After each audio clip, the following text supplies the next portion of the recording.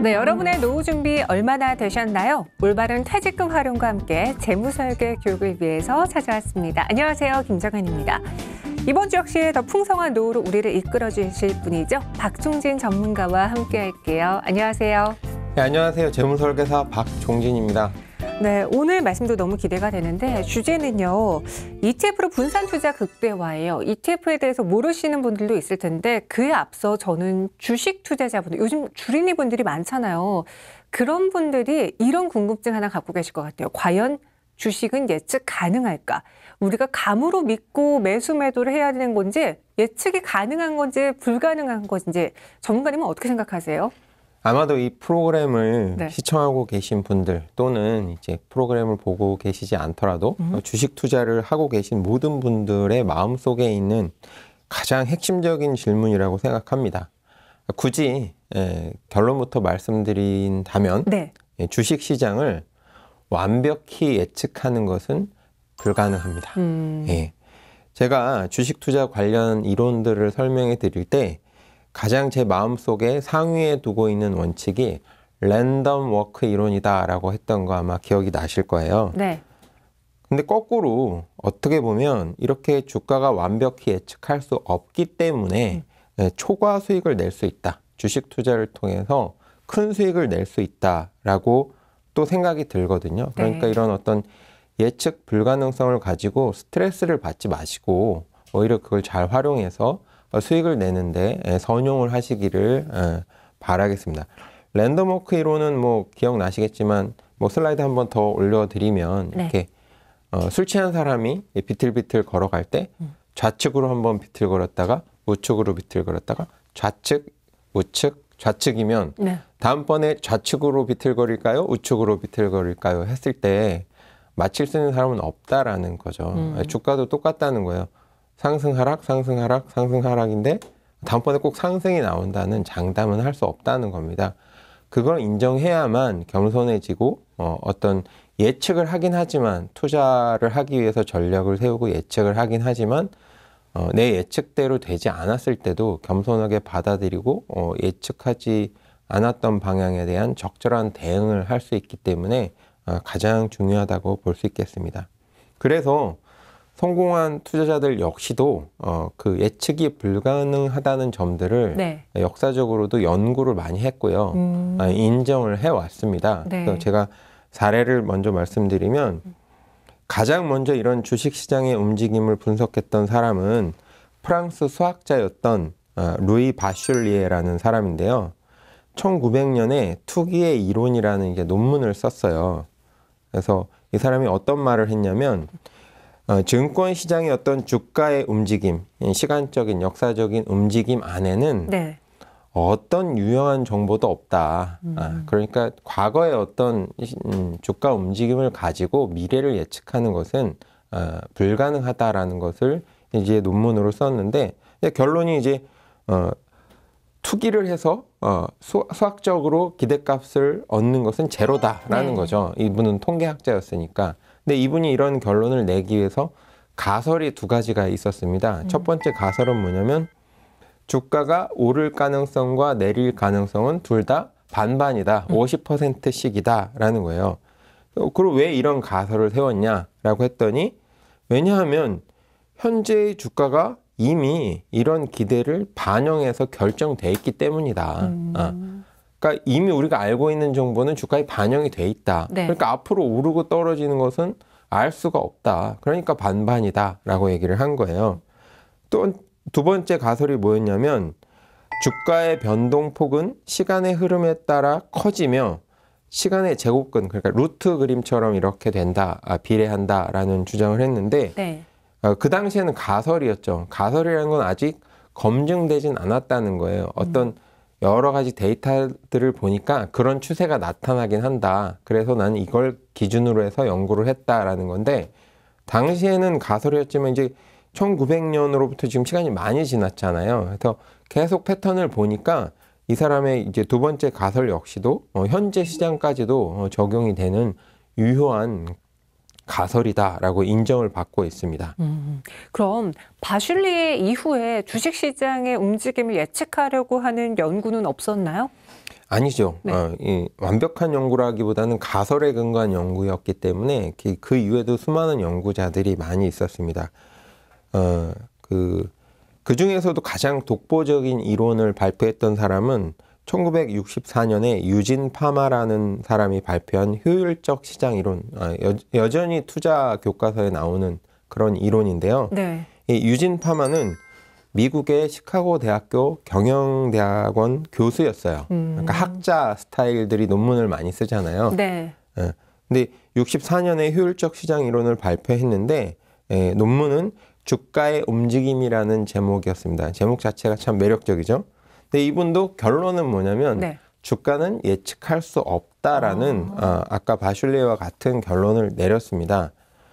이 많은 사람들이 이 돈을 벌기 위해서 주식시장이라는 큰 바다에 뛰어들지만 이 바다는 잔잔하기만 한 게 아니에요. 바다 그때 수영장이 아니잖아요. 바다는. 네. 그러다 보니까 갑자기 막 사나운 물결이 치기도 하고 집채만한 파도가 뭐 쓰나미가 모든 것을 집어삼키기도 합니다. 그래서 아무리 내가 수영을 잘하는 사람이라고 할지라도 거대한 바다라는 자연 앞에서는 상당히 조심스럽게 신중하게 헤엄을 치셔야만 살아남을 수가 있습니다. 그리고 살아남아야만 또 목적지까지 갈 수도 있는 거죠. 네. 그럼 들어보니까 이런 가설을 근거한 연구 결과 주식을 예측하기는 어렵다잖아요. 네. 그런데 그럼에도 불구하고 이 주식시장에서는 정말 큰 수익을 잘 내서 유명하신 분들도 있습니다. 이런 분들의 경우에는 그럼 어떻게 성공한 거예요? 단순히 운이 좋았던 걸까요?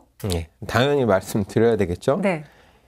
쉽지는 않지만 지금 뭐 바다에서 수영을 하는 것처럼 단기간 동안 바다에서 수영을 했다 잔잔할 때 그러면 쉽겠죠. 그런데 길게는 1년 내내 잔잔한 바다는 없잖아요. 그렇죠. 이 길게 투자를 하신 분들은 산전수전 다 겪으셨을 텐데 그럼 그분들은 어떻게 성공을 했을까? 성공하는 방법이 뭐였을까라고 하면 그 출발점은 주식 투자를 주가로 바라보는 게 아니라 내가 기업에 투자한다는 마인드를 가지셨다는 거예요. 그러니까 주식 투자는 결국에는 그 주식을 발행한 기업에 대한 투자이기 때문이죠. 네. 대표적인 사례로 몇 분을 좀 얘기를 해보면 첫 번째 이제 주가 대신에 기업에 주목하라 이런 가치관을 가지고 투자를 하셨던 분들 중에 성공한 분들이 많은데 네. 첫 번째로는 이제 피터 린치라는 분이 있어요. 이분은 마젤란 펀드라는 역사적으로 상당히 유명한 그 펀드를 13년간 운영했던 분인데요. 이분이 뭐라고 말했냐면 주식의 이면에는 기업이 있다. 이렇게 얘기를 했습니다. 기업이 현재 무엇을 하고 있는지 찾아내라. 주식 투자를 하려면. 네. 그러니까 적정한 행위, 앞으로 전망이 있는 어떤 상품이나 서비스에 대한 계획을 하고 있다면 한번 투자해 볼 만하다. 주가를 바라보지 말고 현재 기업의 어떤 가치를 좀 찾아봐라. 이런 의미겠죠. 이분만이 아니고 이제 두 번째로 말씀드리고 싶은 분은 필립 피셔라는 분이 있어요. 네. 이제 워렌 버핏의 스승이 많아요. 한 분이 아니고 그 중에 한 분인데요. 이분도 이제 워렌 버핏이 스승으로 인정하는 분 중에 한 분인데 네. 이분은 또 뭐라고 얘기했냐면 주식 투자자는 주식을 사고 파는 트레이더가 아니고 기업인의 능력을 심판하는 심판관이어야 한다. 표현은 다르지만 사실 네. 앞에 말씀드렸던 피터 린치하고 같은 맥락의 말을 하고 있습니다. 이분이 쓴 책 중에 상당히 유명한 책이 위대한 기업에 투자하라. 제목 자체가 뭔가 기업에 포커스가 맞춰져 있잖아요. 제목 네. 자체부터. 그래서 이분 책을 보면요. 요즘에 많은 증권 프로그램에서 설명을 하고 있는 기술적 분석에 대해서는 전혀 언급을 하고 있지 않아요. 아, 그래요? 물론 그 당시가 지금만큼 기술적 분석이 발달하지 않았고 컴퓨터도 좀 지금보다는 후진이었고 여러 가지 이유도 있지만 아예 언급을 하고 있지 않습니다. 그 당시에 할 수 있었던 기술적 분석들이 없지 않았음에도 불구하고 전혀 언급을 하고 있지 않아요. 그래서 이분이 이제 이 책에서 여러 가지 말씀을 했지만 그 중에 토픽을 하나만 뽑자라고 하면 이런 질문을 하라는 거예요. 기업을 선별할 때, 내가 투자하려는 기업을 선별할 때 경쟁 업체에서는 아직 하고 있지 않지만 당신 회사에서 하고 있는 건 뭡니까? 이렇게 물어봤다는 거예요. 지금으로 따지면 애널리스트 역할인 거죠. 이제 기업에 가서 네. 그 기업의 어떤 상황을 판단하고 할 때 이런 질문을 했다는 거예요. CEO나 주요 임원들한테. 여기서 핵심은 아직입니다. 아직. 예. 제품이 이제 나오고 나면 점점 시장 점유율이 높아질 거 아니에요. 사람들이 매력적인 핫한 상품이라면, 서비스라면. 예. 그러면 경쟁업체들이 물론 달려듭니다. 예. 그리고 다른 업종의 회사들까지도 야 이거 괜찮은데 하고 몰려들거든요. 예. 그렇게 되면 이제 그 시장 파이가 커지는 거죠. 네. 이 회사만 만드는 게 아니라 이 회사가 스타트를 했지만 사람들에게 매력적이어서 또는 다른 경쟁 업체들에게도 매력적이어서 시장이 커지는 데 있어서 그 선도 기업으로 쭉 밀고 나갈 기업을 찾으라는 겁니다. 후발주자가 아니라. 그런 어떤 상품이나 서비스를 계획하고 준비하고 있는 그런 기업을 찾으라는 게 결국엔 이제 위대한 기업에 투자하라 해서 말하고 싶은 핵심이었던 것 같아요. 그래서 고객, 임직원, 주주, 그 모든 어떤 기업 관련자들에게 더 나은 것을 제공하는 그런 위대한 기업을 찾아라. 그리고 그 기업에 투자해라. 이런 게 주제라고 보시면 될 것 같아요. 주식 투자 목적이 돈을 버는 거죠. 하지만 만약에 취미 삼아서 주식 투자를 한다면 이것만큼 비싼 취미는 없을 거예요. 그렇죠. 자칫하면 현금 자체가 손실이 나고 큰 손해를 볼 수 있기 때문에 그래서 어떤 이유로 주식 투자에 관심을 갖게 되셨든지 그리고 어떤 방식으로 주식 투자를 하시게 되셨든지 간에 주식을 시작했다, 주식을 샀다라면 돈을 버셔야 됩니다. 그리고 또 이제 주식 투자라는 이 방법이 역사적으로 봤을 때도 재산을 유지하거나 불리는데 그 좋은 방법이라는 것도 검증이 됐거든요. 네. 뭐 다른 비교 대상들 예금이나 채권이나 부동산에 비해서 전 세계적으로 보편적으로 봤을 때 어느 일정 시점이나 어느 특정 국가의 어느 일정 시점을 딱 떼놓고 보면 안 그럴 수도 있지만 전반적으로 길게 봤을 때는 다른 투자 자산에 비해서 월등히 높은 수익률을 평균적으로 기록을 하고 있다.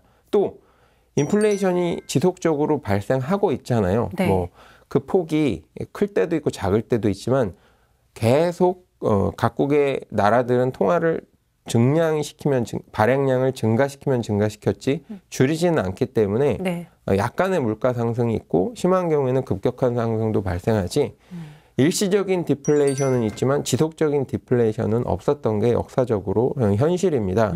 그렇다면 어떤 자산 가치를 보존을 하는 데 있어서도 현금을 들고 있는 것보다는 주식 투자를 하는 것이 낫다라는 거죠. 왜냐하면 결국엔 주식 투자를 한다는 거는 그 기업에 투자를 한다는 건데 그 기업은 자산을 가지고 있잖아요. 네. 시설 설비도 갖고 있고 그 회사가 생산해내는 상품과 서비스의 가치도 있고 그렇게 되니까 현금을 들고 있는 것보다 인플레이션이 발생했을 때 내 자산의 가치가 보존이 되기도 하고 실제로는 인플레이션 상승률보다 물가 상승률보다 더 높은 수익률을 낼 가능성이 높아진다. 그래서 기업을 보고 투자해야 되는 이유는 바로 여기에 있다라고 그런 내용들을 또 말을 하고 있어요. 하지만 이 주식 투자가 계속 반복하지만 도박은 아니잖아요. 네. 그래서 주가만 바라보고 이게 이 종목이 오를 것 같은데 그래서 베팅을 하는 이런 어떤 접근을 하지 말고 어떤 기업 가치를 충분히 고려를 해서 확률이 높은 것 그 근거를 확실히 다져서 투자를 하셔야만 된다. 그리고 이런 투자 방법에 있어서 빼놓을 수 없는 분이 당연히 워렌 버핏이겠죠. 네. 이런 많은 스승들이 있었기에 워렌 버핏이 현재 이렇게 투자를 잘하고 있겠지만 어쨌든 집대성해서 어떤 대성하게 만든 것은 워렌 버핏인 것 같아요. 이 워렌 버핏의 투자 원칙이 여러 가지가 있지만 지금 말하고 있는 어떤 기업에 투자하라, 기업에 주목해라 이런 것에 걸맞는 어떤 말은 어떤 것이 있냐면 네. 단기적인 주가 움직임은 무시하고 경기 전망에 대해서는 신경 쓰지 않으며 기업을 매입하듯이 주식을 매수한다. 나의 투자 원칙은 그렇다라고 말을 하고 있고요. 이 투자 원칙은 실제로 실천을 하고 있어요. 그걸 어떻게 검증할 수 있냐면 다른 미국의 많은 투자자들은 월가에서 살거든요. 네. 월가에 가장 많은 정보가 모이고 월가에 수많은 사람들이 주식 투자와 관련된 사람들이 모여 있기 때문에 정보를 얻거나 여러 가지 실행을 하기가 좋다라는 거죠. 근데 워렌 버핏은 오히려 고향인 오마하에서 살아요. 네. 우리나라로 치면 저기 뭐 충북 창녕 저 시골 구석인 거죠. 왜 그렇게 하냐면 내가 나의 투자 원칙을 가지고 기업을 분석해서 투자를 하고 싶은데 자꾸 옆에서 노이즈가 들린다는 거죠. 월가에 네. 있으면. 그러면 아무래도 사람이잖아요. 워렌 버핏도 영향을 받더라. 그러니 나의 투자 원칙을 지키기 위해서는 오히려 떨어져 있고 그냥 일상생활 하면서 내 원칙대로 차분히 하는 것이 오히려 더 낫다라고 판단을 한 것 같아요.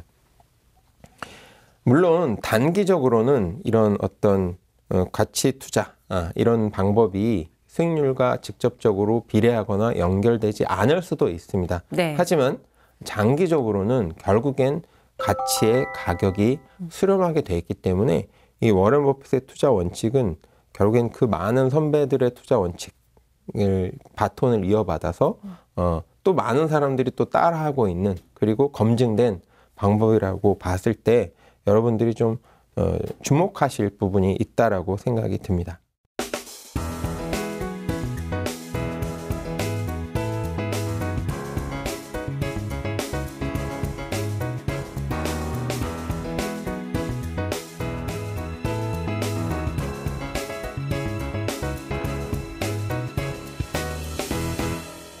이 투자의 대가들의 비법을 한번 저희가 확인해 봤는데요.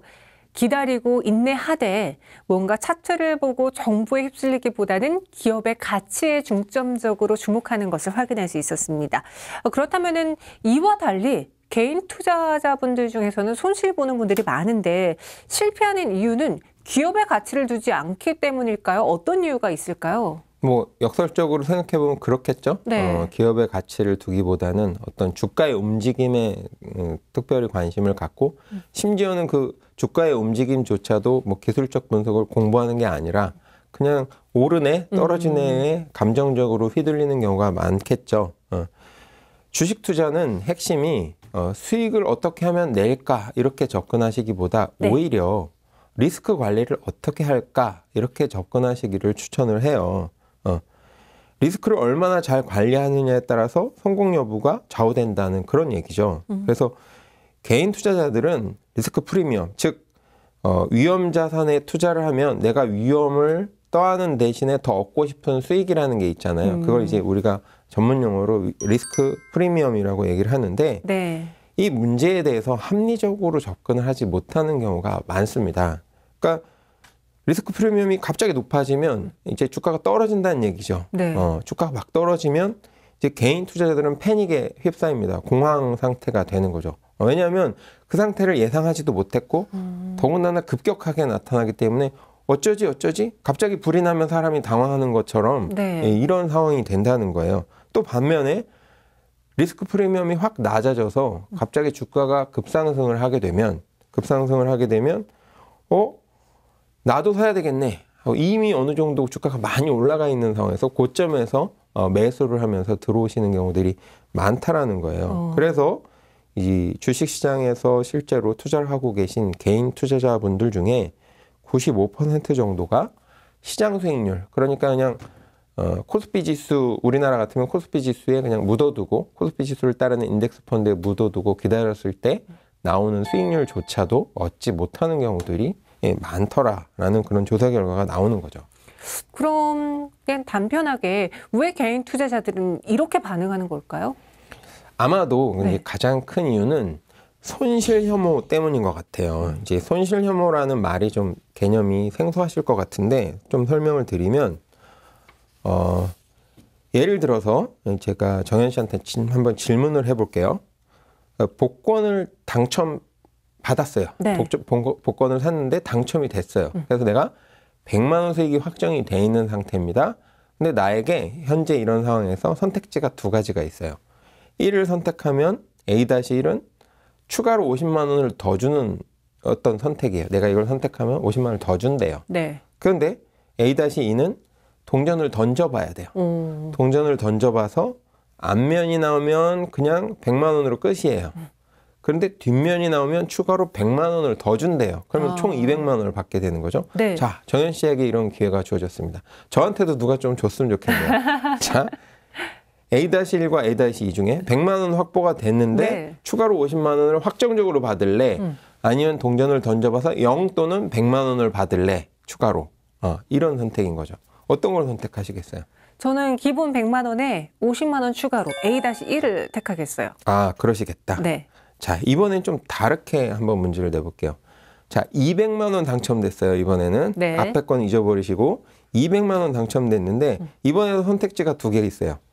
B-1을 선택하면 확정적으로 마이너스 50만 원이에요. 네. 그러니까 200에서 마이너스 50 하면 이제 150을 받게 되는 거죠. 확정적이에요, 이건. 근데 B-2를 선택하면 이번에 동전을 던져요. 그래서 앞면이 나오면 마이너스 100만 원. 네. 뒷면이 나오면 그대로 200만 원 고정이에요. 자, 200만 원을 당첨했는데 이 상태에서 B-1을 선택하면 마이너스 50 확정. 네. B-2를 선택하면 던져봐서 그대로든지 아니면 마이너스 100이 던집니다. 저라면 네. 말이죠. 네. 한번 동전을 던져보겠어요. 아, 동전을 던져보겠다. 네. 아, 그러시군요. 예. 왜 그런 선택을 하셨어요? 동전을 던져보시겠다는 건. 손실을 안 볼 수도 있으니까요. 그렇죠. 네. 많은 분들이 정현 씨와 같은 선택을 합니다. 사실은 이 A-12, B-12 모두 다 기대값은 150으로 똑같아요. 네. 내가 예상되는 금액인 거죠. 확률적으로 봤을 때 동전이라는 건 앞면과 뒷면이 나올 확률이 반반인 어떤 그런 매체이기 때문에 결국엔 어떤 경우를 선택해도 150인데 A의 경우처럼 100만 원을 확정된 수익으로 갖고 추가로 50만 원을 이제 받을 수 있다라고 할 때는 작은 이익에 사람이 가치를 높이 둔다 그랬잖아요. 네. 아까 말씀드렸던 전망 이론에서. 그러니까 그 50이 커 보이는 거예요. 확정이니까. 그래서 확정된 플러스 50을 선택하시는 분들이 많으세요. 그런데 B의 경우에는 200만 원을 기준으로 해서 마이너스 50을 갈래? 아니면 던져봐서 0 또는 마이너스 100을 갈래? 하다 보니까 작은 손실에도 민감하잖아요. 네. 그러니까 마이너스 50 확정이 싫은 거예요. 네. 그러니까 혹시 던져봐서 내가 앞면이 나오면 그냥 200만 원 그대로 가져갈 수 있으니까 베팅을 걸어보게 된다는 겁니다. 이게 결국엔 아까 말씀드렸던 손실 혐오라는 어떤 인간적인 감정적인 특징인데 이걸 만약에 주식 투자를 한번 와보면 어떤 현상이 나타나냐면 자, 100만 원 수익이 났어요. 주식 투자를 잘해서 저점에 사서 고가가 돼서 네. 고점이 돼서 100만 원 수익이 났어요. 자, 그러면 선택할 수 있겠죠. 지금 매도해서 확실하게 100만 원 수익 난 걸 이익을 실현할 수도 있고요. 아니면 계속 보유할 수도 있겠죠. 다만 이게 예상했던 가격 정도로 이미 도달했기 때문에 추가로 더 많은 수익이 날 수도 있고 벌어놓은 수익을 잃어버릴 수도 있는데 어느 정도 수익이 실현된 상태잖아요. 그 점을 고려하면 사실은 확실한 이익을 실현하는 게 맞는데 더 수익이 날 것 같다는 거죠. 그 욕심에 계속 보유를 하게 되는 경우들이 많은데 역으로 수익이 실현된 다음에 조정받는 경우들이 더 많더라. 그래서 얻었던 수익을 잃게 되는 경우가 많더라 하는 얘기고 거꾸로 마이너스 났어요. 내가 주식 투자나 타이밍을 잘못해서 종목이나 종목 선정이나 타이밍 선정을 잘못해서 마이너스 100만 원이 돼 있는 상태면 이제 그대로 매도하면 마이너스 100만 원 확정. 네. 그대로 갖고 있으면 더 계속 보유하면 더 크게 손실이 날 수도 있고 손실 났던 게 좀 회복이 될 수도 있겠죠. 그러면 많은 분들이 손절매를 해야 되는데 손절매를 하지 못하고 이 마이너스 100에 집착을 하기 때문에 계속 보유하다가 실제로는 더 큰 손해로 가는 경우들이 많습니다. 네. 그렇게 이해를 하시면 될 것 같아요. 그러니까 개인 투자자분들이 투자라는 데 있어서 주식 투자라는 데 있어서 손실을 보는 대표적인 이유 중에 하나가 이 손실 혐오라는 그 생각 때문에 올바른 판단을 하지 못하는 경우가 많다라고 이야기해 주셨어요. 이런 것들 우리 시청자분들은 배우셨으니까요. 좀 더 손실을 피할 수 있지 않을까 생각이 들고요. 다음으로 또 주식 투자자분들이 알아야 할 만한 연구 결과, 주식과 관련된 연구 결과 어떤 게 또 있을까요? 이번에는 좀 다른 측면에서의 연구였었는데요. 네. 미국의 미시간 대학교에 있는 네저트 세이언 교수라는 분이 1994년에 발표한 연구 결과가 있는데 이 결과가 참 흥미롭습니다. 어떤 내용이었냐면 미국 주식시장이긴 하지만 미국 주식시장을 이제 연구한 거예요. 연평균 수익률을 계산해 봤는데 63년부터 93년이니까 한 30년 정도니까 짧지 않은 기간을 본 거예요. 평균 수익률이 한 연평균 13% 정도. 괜찮죠. 네. 미국이 이제 그때 막 경제적으로 좋아질 때니까. 예를 들면 1만 달러를 내가 63년에 인덱스 펀드에 투자를 했다 그러면 이제 93년에 23만 달러가 돼 있는 겁니다. 네. 매년 13% 복리 효과 우리 배웠잖아요. 그런데 이제 여기서 흥미로운 건 뭐냐면 이제 그 30년 기간 중에 주가 상승률이 가장 높았던 날들이 있을 거 아니에요. 급상승을 했던 날들이 있을 거 아니에요. 네. 그 급상승을 했던 40일을 빼고 수익률을 계산하면 나머지 기간이죠. 네. 40일을 뺀 나머지 기간, 30년 빼기 40일. 그 기간의 평균 수익률은 7%대로 확 줄어듭니다. 만약에 동일하게 투자했다, 아까처럼 인덱스 펀드에 투자했다 그러면 이제 그 1만 달러 투자했을 때 아까는 23만 달러였잖아요. 8만 달러밖에 안 되는 거예요. 30년 투자를 했을 때. 그런데 여기서 재밌는 건 많은 기간을 뺀 게 아니고요. 30년이라는 기간 중에 40일은 날짜로 따지면 한 7,802일 중에 40일이에요. 네. 그 퍼센테이지로 따지면 0.012% 뺀 거거든요. 그거 뺐다고 해서 수익률이 그렇게 급락을 하더라는 겁니다. 그러니까 어떤 그 급상승하는 구간을 그 예측이 어렵잖아요. 그러다 보니까 그 부분을 딱 타이밍을 맞춰서 들어가거나 아니면 내가 투자를 하다가 그 타이밍을 매도하지 않고 딱 유지를 하고 있다가 그 수익을 누리기가 쉽지 않은데 의외로 그 타이밍 놓치면 수익률이 확 줄어들더라라는 연구를 한 겁니다. 네. 실제로 주식시장은 한 해 몇 차례 이제 급등을 하는 경우들이 나와요. 그리고 단기적으로는 주가가 급락하는 경우도 있습니다. 근데 이제 개인 투자자들의 경우는 이익을 이제 거두는데 급급해서 시장의 패닉 분위기에 휩쓸려서 주식을 성급하게 팔아치우고 결정적인 상승 시기를 놓쳐버리게 된다는 거죠. 사실은 그 기간을 그대로 보유를 하고 있어야 되는데 놓치는 경우가 많다라는 겁니다. 네. 반대로 주가가 계속 떨어져서 이제 손실이 막 눈덩이처럼 불어나는 경우, 그 경우에는 이제 분별력이 흐려지는 거죠. 그래서 더 이상은 안 떨어질 거야. 그리고 지금 팔면 손해가 얼마인데 이런 원금에 대한 본전에 대한 생각들. 그래서 주식을 못 파니까 100만 원에 매수한 주식이 지금 90만 원으로 떨어졌으면 네. 10만 원 손실을 이제 보고 있는 겁니다. 그걸 내가 보유를 계속 하든 아니면 팔든 그 현재 보유하고 있는 주식의 가치는 그냥 90만 원인 거예요. 그걸 인정하셔야 되는데 항상 내가 100만 원에 샀는데 여기에 이제 기준으로 항상 생각을 하셔서 합리적이고 이성적인 판단을 못 하시게 되더라 라는 말씀입니다. 네. 그리고 말씀하신 것처럼요. 네, 많은 개인 투자자분들이 내가 팔기 전까지, 손절하기 전까지 아직 나는 손실을 본 게 아니야 라고 생각을 하시더라고요. 그렇게 되다 보면은 계속 버티면서 손실이 커지는 경우가 있다라는 점, 이것도 기억해 두셔야 되겠고요. 그 외에 공통적으로 범할 수 있는 실수 또 무엇이 있을까요? 약점으로? 개인 투자자들은 주식 시장의 방향을 이야기하고 싶어 하는 충동이 있으신 것 같아요. 네. 그래서 그 얘기를 막 하시다가 스스로 이제 최면에 빠지시는 거죠. 그게 정말 사실이야 라고. 그래서 돈을 버는 게 사실은 주식 투자의 목적이었는데 그 본래적인 목적을 잃어버리시고 네. 자신이 얼마나 주식시장을 잘 이해하고 주식시장에 대해서 똑똑한지 이걸 입증해 보이시려는 그렇게 애쓰는 모습처럼 보일 때가 많습니다. 뭐 예를 들면 요즘 주식시장이 크게 떨어지고 있지만 곧 다시 상승세로 돌아설 거야. 그 이유는 이러이러해. 네, 뭐 이런 말씀을 하시거나 어디 누가 한번 이기나 한번 해보자. 끝까지 해보자. 뭐 약간 손실을 보고 있을 때 네. 이런 분들이 있습니다. 그래서 이런 식의 접근은 정말 어처구니 없는 도전이다라고 보여지고요.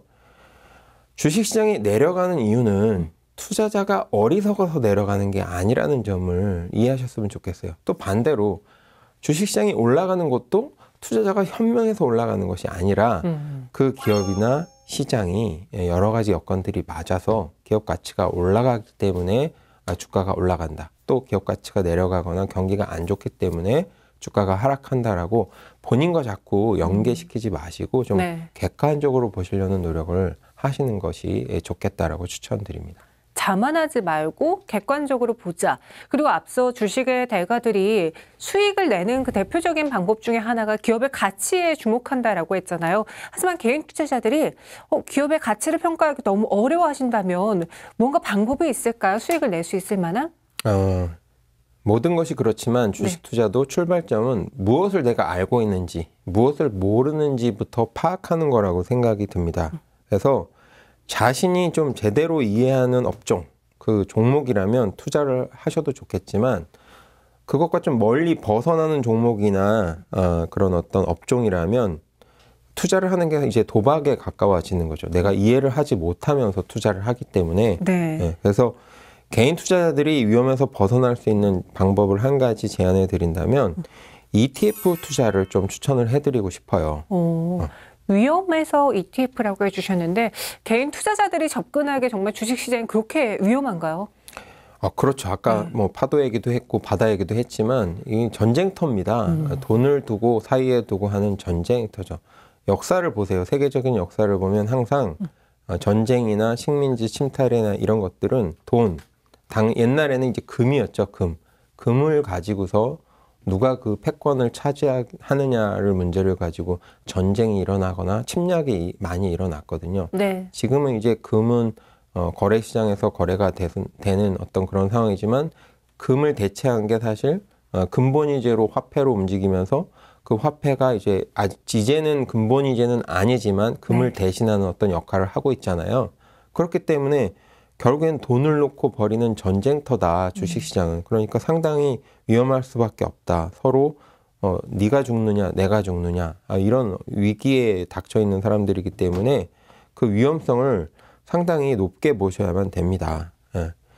그리고 이제 이런 전쟁터인데 내가 개인 투자자고 비전문가지만 스스로 전투에 참여해서 어떤 그런 스릴을 느껴보실 수는 있겠지만 사실은 이제 한 발짝만 잘못 디디시면 상대방에게 총을 맞는 거죠. 네. 그렇게 되면 주식시장에 이제 손해를 보는 경우가 될 텐데, 그렇기 때문에 내가 아직 초보고 잘 모르는데 어떤 특정 업종의 어떤 특정 종목을 가지고 직접 투자를 하시기보다는 처음에는 ETF에 투자를 해서 어떤 시장 지수라는 거는 각 종목들의 가중평균된 거. 예를 들면 우리나라의 대표적인 지수 코스피 200이라고 한다면 코스피가 200개보다 더 많아요, 종목은. 하지만 어차피 200개, 시가총액 200위 안에 있는 종목들의 움직임에 코스피 지수도 거의 그대로 움직이기 때문에 인덱스를 만드는 데 있어서 굳이 하위 종목들은 빼고 200개만 가지고 해도 코스피랑 거의 비슷하게 움직이니까 코스피 200이라는 지수를 만든 겁니다.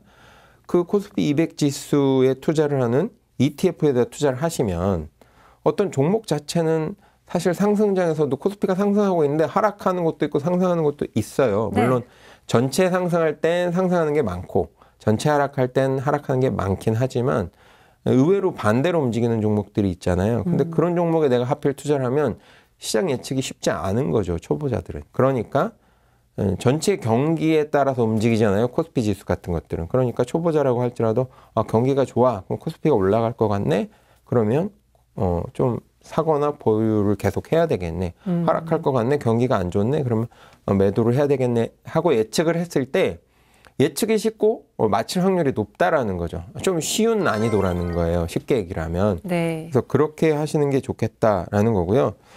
더구나 만약에 규모가 많아진다, 주식 투자하는 어떤 금액적으로 좀 자산이나 그 규모가 커지게 되면 사실 직접 관리하는 일이 상당히 어렵습니다. 그렇죠. 전업 투자자가 아닌 이상은 상당히 어려워요. 사실은 전업 투자자들도 힘들어합니다. 그렇기 때문에 막 시시각각 주가는 움직이고 있고 그거를 어떻게 움직이는지 계속 추적하고 있어야 되고, 이 종목을 A 종목을 언제 사고 언제 팔아야 되는지, B 종목은 사야 될지 말아야 될지 이런 판단들을 중간중간 해야 되는데 엄청난 긴장과 초조 속에 사셔야 돼요. 이게 공짜가 아니라고 했잖아요. 맞아요. 노력과 공부와 어떤 나의 어떤 시간이 투자가 돼야만 얻을 수 있는 거기 때문에 예. 또 이제 규모가 커지면 또 주식만 할 수가 없어요. 안정성 때문에 채권이라든지 뭐 해외 주식이라든지 포트폴리오상 그런 것들도 담아야 되는데 그러면 이제 공부할 폭이 엄청 넓어지겠죠. 네. 그리고 정보를 얻기도 사실 어렵잖아요. 외국 주식 같은 경우에는 특히 중국처럼 어떤 정보가 좀 투명하지 않은 그리고 네. 정보를 얻기가 어려운 시장인 경우라면 더욱더 그럴 겁니다. 그래서 예기치 못했던 상황이 벌어질 수가 있어요. 그래서 아무리 공부를 하고 전념을 하고 공부에 전념을 하고 내 시간을 쏟아붓고 투자의 대가들의 책을 읽어도 아마추어 투자자들은 절대로 전문가들, 전업으로 하고 있는 기관에서 전문가들이라든지 개인들도 전문 투자자들이 있어요. 그런 사람들을 쫓아가기가 어렵습니다. 제가 어느 정도 차이가 나는지를 한번 예를 들기 위해서 피터 린치가 마젤란 펀드를 운용할 때 어떤 얘기들을 했는지 제가 말씀을 드릴게요. 네. 나의 나의 성공 비결은 강박관념과도 같은 전념 때문이었다 이렇게 말했어요. 주식 투자에 대한. 네. 매일 오전 6시 15분에 출근했답니다. 13년 동안요. 네. 그리고 주말에 노는 게 아니라 주말에는 기업 자료들 있잖아요. 그걸 이제 좀 깊이 있게 여유 있게 공부할 수 있는 시간이 주말밖에 없으니까 네. 주말에 공부하고요.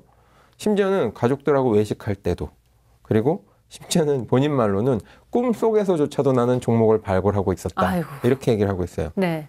13년간 휴가를 딱 2번 갔어요. 마젤란 펀드 운용하는 동안. 진짜요? 네. 네. 심지어는 휴가 가서도 휴가지에서 가까운 현지 회사 방문해서 기업 분석하고 돌아왔다는 이야기도 일화도 있어요. 네. 근데 과연 개인 투자자, 일반적인 개인 투자자들이 이런 노력을 할 수도 없을 뿐더러 그렇죠. 이것만큼은 못하더라도 나름 노력을 한다 해도 이분들만큼 어떤 내공을 갖추기는 부족하죠. 어렵다라고 네. 인정을 하실 수밖에 없다라는 생각이 들어요. 정말 모든 열과성을 다해도 이겨내기 힘든 주식시장 전쟁터와 같다라고 비교해 주셨는데 개인 투자자들은 더 수익 내기 어렵지 않을까. 이런 투자자분들이 또 빠지기 쉬운 치명적인 함정이 있다고요. 예, 작년처럼 이제 1년 내내 급격한 상승장을 겪었을 때 많이 나타나는 증상인데 네. 이제 황금 손가락 증후군. 그게 뭐예요? 마이다스의 손이라는 이야기 아시죠? 아, 네. 만지면 다 황금이 되는 어떤 소원을 빌어라 그랬더니 만지면 다 황금이 되게 해주세요 했다가 모든 게 음식도 황금 그래서 어려움을 겪었다는 그런 이야기인데 네. 그런 것처럼 내가 선택해서 매수한 종목은 항상 오른다라는 신념을 갖게 되는 거예요. 왜냐하면 신문을 보다가 A 종목이 좋은 것 같아요. 뭐 작년 같은 케이스로 한 3, 4월에 이제 큰 하락폭을 겪고 나서 이 종목 괜찮은 것 같은데 주가 많이 싸졌다는데 사야 되겠다? 샀어요. 네. 큰 고민 없이. 근데 수익이 막 20, 30% 나는 거예요. 오. 그러면 괜찮은데 뭐 수익이 나니까 기분도 좋고 그래서 다음 종목을 고르다가 우연히 무슨 잡지를 보다가 B 기업을 봤어요. 네. 이번에도 사지? 그래서 샀어요. 더 크게 샀어요. 근데 아까는 100만 원 투자했는데 이번엔 1000만 원 투자했어요. 근데 또 20, 30% 수익이 나는 거예요. 네. 그럼 어떤 생각을 하게 되냐? 이런 게 한 3, 4번 반복되잖아요. 그러면 주식 투자 쉬운데 난 천재다. 난 천재인데 내가 고르면 다 오르는데 네. 이런 마인드가 생긴다는 거죠. 그렇게 되면 이제 어떤 분석도 필요 없고요. 그냥 내 느낌대로만 가게 될 가능성이 높아요. 그래서 사실은 올해장 같은 경우에는 이제 작년장하고는 전혀 다른 실적 장세에 위기도 발생할 수 있고 네. 좋아봐야 박스권인 기간이 좀 길어질 것 같고 한 장이거든요. 그래서 작년 같은 마인드로 접근하시면 상당히 위험하다. 제가 제일 걱정되는 분들이 작년에 주식 투자 경험이 1년 미만인 분들 중에 큰 수익을 냈던 분들 이분들이 제일 걱정이 됩니다. 그래서 네. 겸손하게 좀 투자를 하셔라라고 여러 번 강조를 하고 싶어요. 그래서 그 부분을 놓치지 마셔라 라고 말씀드리고 싶습니다. 주식 투자에 필요한 시간과 훈련, 그리고 투자를 제대로 하기 위한 기술과 지식, 그리고 투자에 소요되는 자금, 네. 그리고 투자에 적합한 개인적인 성향, 이런 것들을 다 고려했을 때, 이제 개인 투자자도 뭐 전문가 수준이 있으니까 그런 분들 빼고, 일반적인 투자자인 한 95% 정도는 네. 제가 봤을 땐 ETF를 선택하는 게 합리적이라고 생각이 듭니다. 첫 단계로요. 첫 단계. 나중에 좀 익숙해지면 모르겠지만 첫 단계는 ETF를 선택하는 게 좀 추천을 해드리고 싶고요. 그 이유는 리스크 관리를 잘 못하니까. 그래서 시장 평균 수익률도 못 미치는 분들이 많으니까 시장 평균 수익률만 가져가는 것도 나쁘지 않다. 이렇게 추천을 해드리고 싶어요. 네, 리스크 관리 차원에서 개인 투자자분들에게 ETF를 추천드린다라고 하셨는데 그럼 그 ETF가 갖고 있는 장점이 있을 거 아니에요? 어떤 장점들이 있을까요? 그렇죠. 이제 다른 투자 방법하고 비교를 해봐야 될 것 같은데요. 네. 이제 가장 익숙한 게 이제 직접 투자겠죠. 내가 종목을 선택해서 투자하는 거. 첫째, 직접 투자의 어려움은 분산 투자가 어려워요. 분산 투자를 해야 위험을 줄일 수가 있는데 뭐 S전자, 피스코, S텔레콤 뭐 이런 것들 각각 20주씩만 사도요. 1,000만 원 이상 필요합니다. 한 1,200 정도 필요할 거예요. 네. 그러니까 갑자기 개인 투자자가 매월 급여 받아서 생활비 쓰고 뭐 최소한의 비용 쓰고 나면 사실은 투자할 수 있는 금액이 그렇게 크지 않은데 분산 투자를 할 수가 없다는 거죠. 그렇다고 네. 해서 또 다 코스닥에 이제 저렴한 주식들만 사시다 보면 위험이 또 커지고요. 그래서 직접 투자는 분산 투자가 어렵다. 그리고 아까 말씀드렸다시피 전문가들조차도 많은 시간과 노력이 필요한데 그렇게 투자할 수 있는 시간과 여유가 없다라는 점이 단점이고요. 이제 그렇게 되면 이제 펀드라는 게 있죠. 일반 펀드라는 게 있는데 일반 펀드의 경우는 일단 가입 및 해지 절차가 번거로워요. 지점에 방문해야 되고 맞아요. 계좌 개설해야 되고 해지도 가서 또 신청해야 되고 번거롭습니다. 그러니까 막 급변하는 시장에 대응하기 어려워. 그리고 환매를 신청해도 지금 시점으로 환매가 되는 게 아니라 그날 종가로 해서 이제 펀드 매니저가 사고 팔 시간이 필요하잖아요. 매수 신청이나 매도 신청이 들어왔을 때 그러다 보니까 내가 딱 이 타이밍에 팔고 싶은데 그렇게는 불가능해요.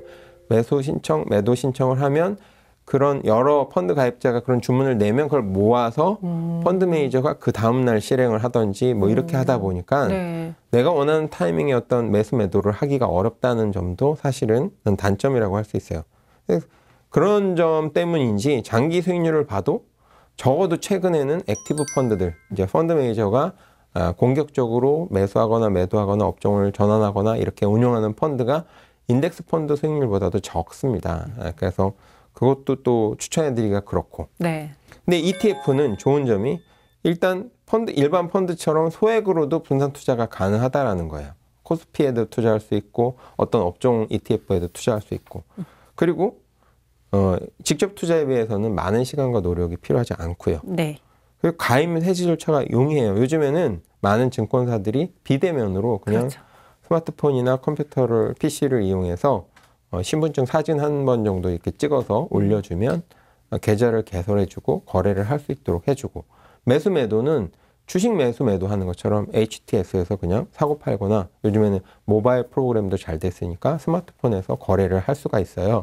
그래서 그런 점도 유리하다. 또 한 가지 ETF에 많이 갖고 있는 어떤 진짜 매력이라고 한다면 일반 펀드에 비해서 거래 수수료가 엄청 저렴해요. 왜냐하면 펀드 매니저가 필요 없잖아요. 그냥 기계적으로 시장의 움직임에 맞춰서 프로그래밍 해놓으면 그대로 시장 수익률을 따라가게 만들어 놓은 거기 때문에 모든 비용에서 인건비가 제일 비싸거든요. 더군다나 이제 펀드 매니저 같은 전문가의 인건비는 비싸잖아요. 그렇기 때문에 그 부분이 비용에서 빠지는 거예요. 그러다 보니 고객이 이제 납부해야 되는 수수료도 저렴하다. 이런 점들이 장점인 것 같습니다. 이런 장점 때문에 개인 투자자분들에게 시장 수익률을 좀 평균적으로 내고 싶으신 분들에게 특히 또 ETF를 추천드린다라고 했는데 그럼 ETF 상품도 되게 다양한 걸로 알고 있거든요. 그중에 어느 쪽에 투자하는 게 좀 더 유리할까요? 네, 아까도 살짝 말씀드렸는데 일단 내가 완전 초보다 그러면 첫 번째로는 코스피 200 같이 이제 시장 전체 인덱스에 따라서 수익률이 나는 그런 ETF, 뭐 회사마다 여러 가지는 있습니다. 종류는. 그중에서 좀 내 마음에 드는 거. 이 ETF 펀드를 고를 때는 수익이 많이 난 걸 고르는 게 아니고요. 시장하고 동일하게 움직이는 거를 고르는 게 더 좋아요. 왜냐하면 지금은 수익이 많이 났지만 코스피 지수랑 다르게 움직인다. 코스피 인덱스 펀드인데, ETF인데. 그러면 잘못 운영이 되고 있는 거죠. 그러면 내가 예측을 할 수가 없잖아요. 이건 좋은 펀드가 아닙니다. 수익이 낮다고 해도. 오히려 코스피 지수와 완전히 똑같진 않지만 큰 추세가 거의 비슷하게 움직이고 있는 과거를 봤을 때 그런 펀드를 고르시는 게 좋고요. 그래야만 시장을 제대로 예측할 수 있으니까요. 그래서 처음에는 어떤 큰 수익을 추구한다 이런 욕심 내지 마시고 투자라는 게 어떤 것인지 경험을 좀 해본다라고 생각을 하시고 어떤 시장에 어떤 큰 뉴스나 이슈가 생겼을 때 혼자 한번 예측해보고 실제로 그거대로 움직이는지 확인해보고 하면서 본인의 어떤 기본적인 내공을 쌓으시는 목적으로 하시면 좋겠어요. 뭐 정치나 경제나 사회적으로 어떤 이슈가 있을 때, 뭐 예를 들면 저 북한에서 어떤 미사일을 쐈다. 네. 그랬을 때 주가가 어떻게 움직일까 한번 예측해보고 과거의 사례들을 여러 번 쐈잖아요. 그러면 네. 패턴을 봐보면 이번에도 비슷하게 움직이나 다르게 움직이나 한번 주의 깊게 봐보시고 미국의 금리가 올라가더라. 아니면 실업률이 높아지더라. 뭐 연준에서 어떤 발표를 했더라. 이랬을 때 역사적으로 어떤 패턴들이 움직였었는지 이런 것들을 보시고 이번에도 한번 예측해 보시고 맞는지 틀린지 이런 것들을 공부하시는 목적으로 투자를 하시면 좋을 것 같습니다. 그런 다음에 네. 만약에 이게 어느 정도 이제 익숙해지시잖아요. 그러면 그 다음 단계로는 업종별 섹터, 예를 들면 뭐 자동차 업종의 여러 기업들의 평균, 가중평균 주가에 따라서 움직이는 ETF라든지 뭐 2차 전지, 화학 중에서 자동차 2차 전지에 관련된 회사들에 투자하는 어떤 ETF라든지 이런 식으로 조금은 줄이는 거죠. 네. 전체는 아니고. 하지만 이때 주의하실 거는 이때도 분산 투자 하셔야 돼요. 그러니까 반도체가 유명하니까 반도체 ETF만 올인하시면 물론 뭐 S전자 하나에 올인한 것보다는 낫겠지만 그래도 어떤 위험 관리 측면에서는 리스크가 커진다. 그러니까 좀 섹터도 여러 개로 나눠서 자동차 업종, 그다음에 반도체 업종, 2차 전지 업종, 그다음에 뭐 플랫폼 업종 이런 것들을 좀 나눠서 투자를 하셔라. 그러다가 이 업종이 특히 수익률이 좋은데 라고 하면 그 업종의 세부 종목들 네. 그 섹터 ETF에 포함되어 있는 기업들이 있을 거 아니에요. 이제 거기다 관심을 가져보시는 거죠. 그러면 그 중에서도 이 섹터 ETF를 끌어올린 주도주가 있을 겁니다. 네. 그럼 이제 조심스럽게 그때 가서야 한 종목을 투자해 보시는 거죠. 그때도 조심스럽게 하셔야 됩니다. 그러면서 조금씩 영역을 좀 디테일하게 들어가시는 훈련 과정을 거치시기를 추천을 해드리고 싶어요. 그래야만 어떤 안목을 가지고 통찰력도 있으시고 반대로 위기가 다가왔을 때 대응할 수 있는 어떤 맷집도 좀 생기실 수가 있을 것 같습니다.